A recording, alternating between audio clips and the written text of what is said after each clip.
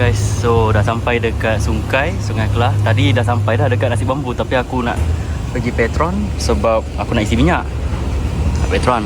Tapi aku rasa tayar macam kempis lah, macam tak nasib baik hari ni. Damn.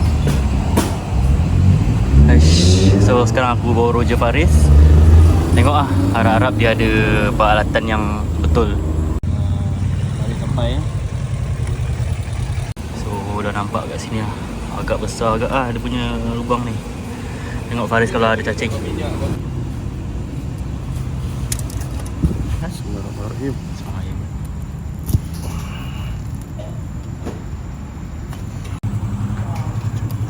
Kita tahu macam mana hasil dia, kita cuba. Bismillah.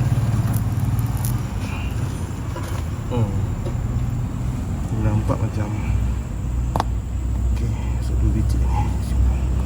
Di kiri kanan lah.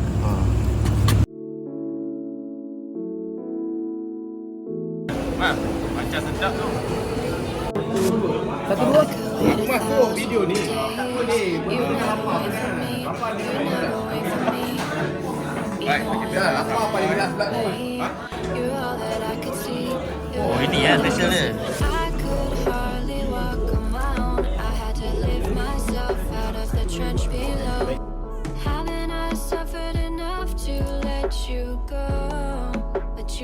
Let you go now. You love me right for a minute, even though I tried so hard to forget it.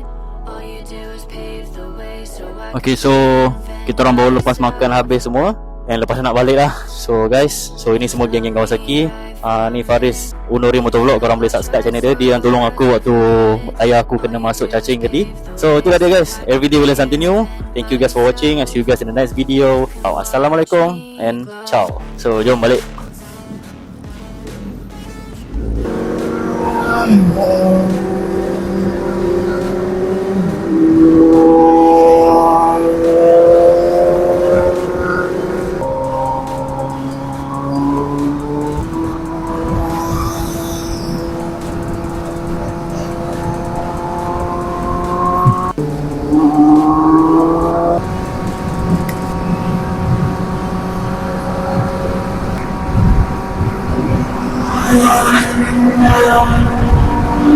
Yeah.